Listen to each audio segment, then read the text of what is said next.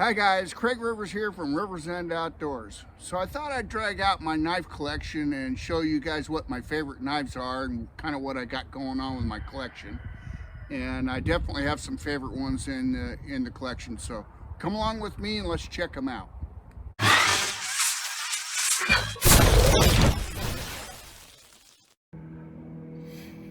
Okay, so what I want to start with is these here are Remington knives, this batch up here. And these are Remington bullet knives. And I love old Remington Scout knives. I'll grab every one I can get. A lot of these need a little bit of work. I mean, like, you know, these are not all Scout knives, but they're Remington knives. This one has a broken handle, but they can be repaired. And these are Remington bullet knives, and I got these years ago, and I kept them in the original boxes and been trying to take care of them. But something I noticed that I was very upset about is this ferrule. I don't know if you can see it. See those cracks there?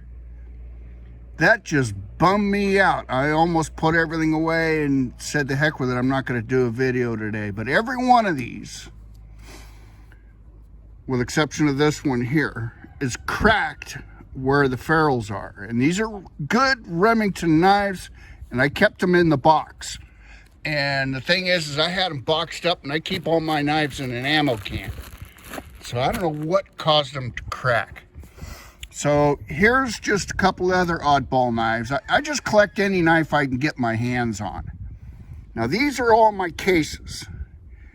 And I love case knives. Now this one here is the one that my son got me when he got married, and it says father on the blade, and you know, because he got all his groomsmen knives for his wedding.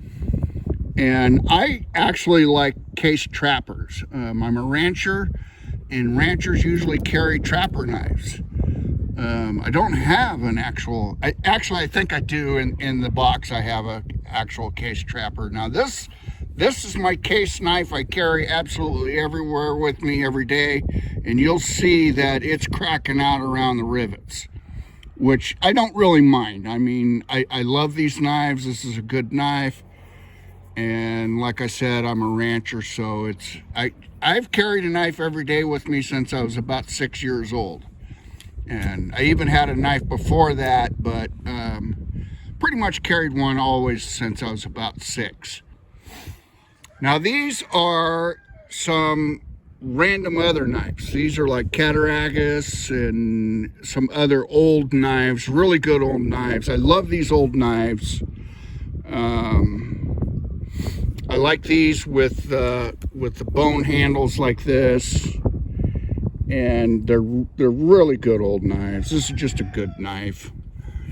And you know, some of these I carried when I was younger. And so here's just some random, this is kind of like a utility knife, but it has silver scales on it. So I thought it was really neat, and don't remember where I got it, but it's just kind of a cool little knife.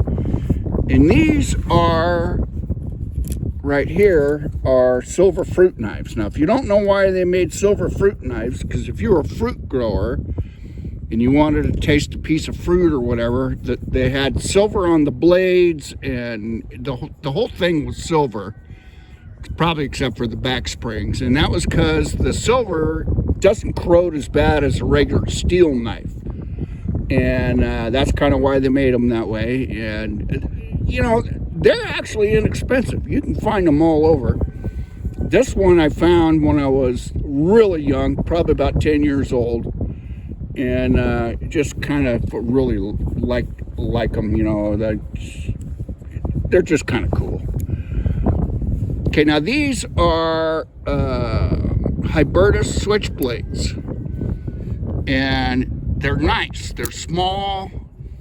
They're Western looking with the bone and everything, kind of old school looking, and they work really good.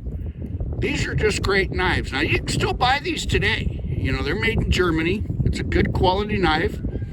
And if you're not into switchblades, some of their other knives that they have are exceptional. I mean, they're nice. And yeah, I would check them out because Hypertus knives are really good knives.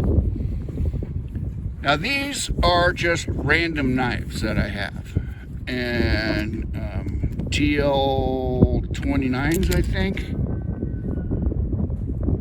Yeah, TL29s.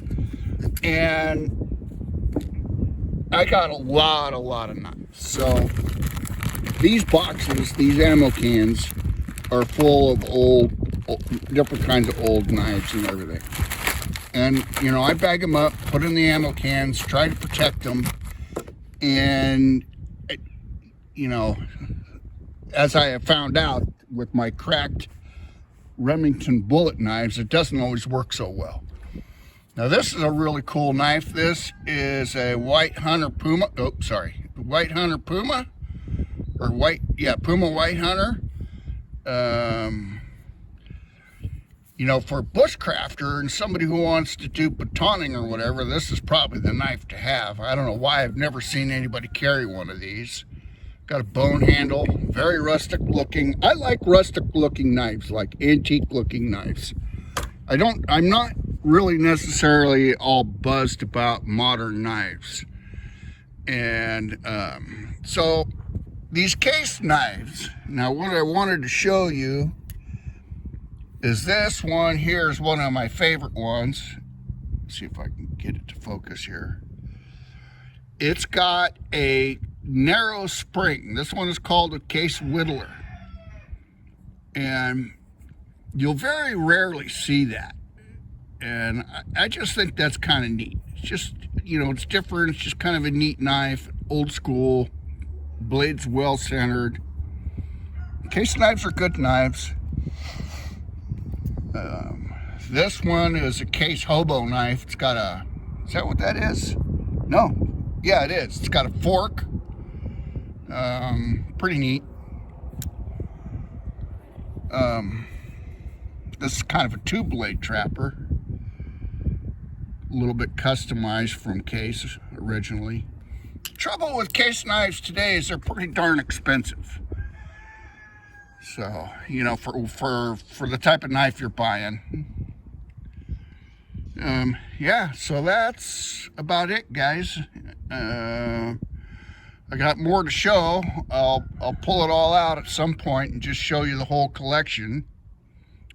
So I hope you enjoyed this video, and please like and subscribe, and I will catch you on the flip-flop. Bye now.